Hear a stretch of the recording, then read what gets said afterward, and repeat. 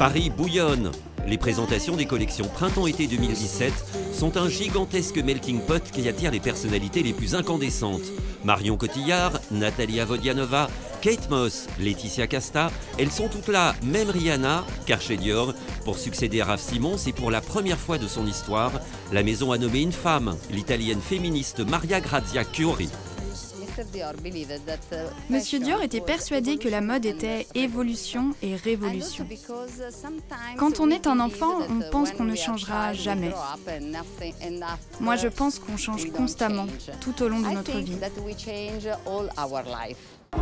Cette première collection Dior de Maria Grazia Chiuri évolue dans un décor minimaliste. Elle s'éloigne du stéréotype masculin-féminin, place aux escrimeuses. La sportive, le combat. Et il y a beaucoup de femmes qui sont des créatrices aujourd'hui dans toutes nos grandes maisons qui défilent à Paris cette semaine. Et je trouve que c'est un signe très encourageant. À travers une collection plutôt déstabilisante, Maria Grazia propose plus qu'un simple énième nouveau vestiaire. Elle soumet l'idée de changer les rapports humains.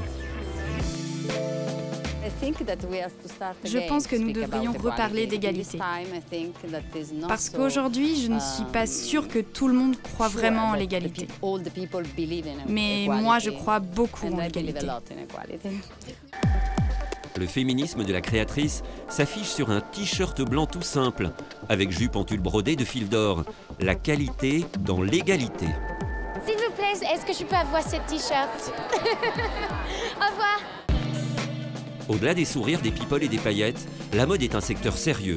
Un rapport inédit des différentes fédérations précise que la mode française pèse 150 milliards d'euros, plus que les industries de l'automobile et de l'aéronautique réunies.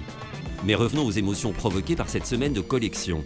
À l'école des Beaux-Arts, en plein cœur de Saint-Germain-des-Prés, Julie Delibrand, directrice artistique de la maison Sonia Rykiel, rend un hommage subtil et émouvant à la créatrice disparue en août dernier. Mon inspiration, c'était autour de la blouse de travail et de l'uniforme. Et je trouvais ça intéressant et le confort de pouvoir créer un uniforme pour une femme où après elle se sent libre de ses gestes sensuels et féminins et une joie de vivre et une surprise quand même, toujours un peu de surprise. La blouse de travail repensée en volume oversize. Des pulls XXXXL, des manches géantes, des rayures. Adieu les contraintes, place aux choses voluptueuses et faciles à porter.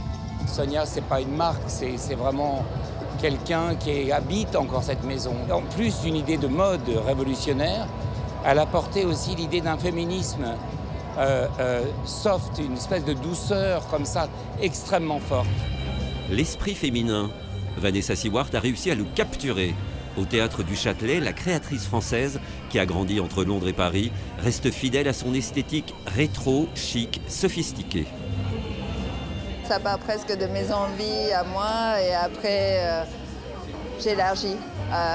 C'est des silhouettes de femmes que j'admire, voilà.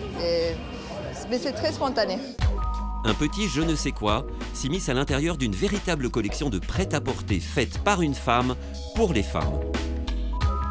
Très beau, très simple, tout ce que j'aime, très portable et très chic.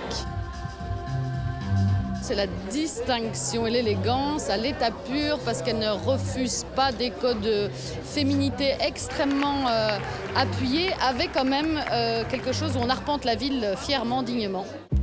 Amoureuse de la planète autant que de l'élégance, Stella McCartney fait passer à travers ses vêtements un message politique. Émissions de gaz à effet de serre, pollution, consommation d'eau, élimination des déchets, elle prône le développement respectueux. Notre manière de fabriquer et de sourcer nos produits, c'est extrêmement important. On est une très belle maison qui se développe, qui va bien, donc je ne comprends pas pourquoi tout le monde ne fait pas ça.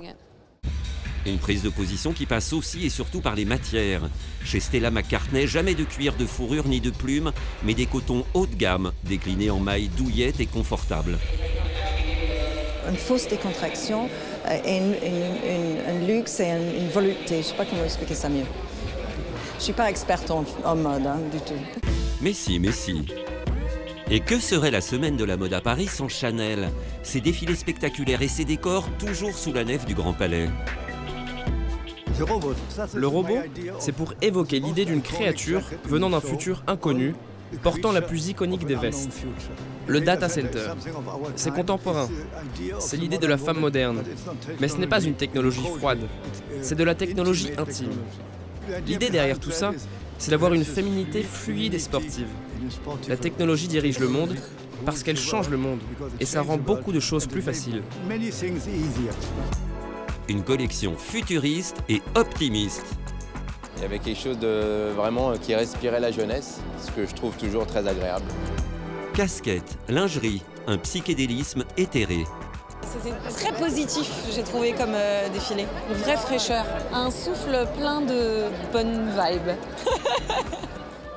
Les vibrations d'une génération ultra connectée parcourent la planète à la vitesse de la lumière. Place à l'évolution, place aux nouvelles technologies vertueuses, place à un féminisme moderne.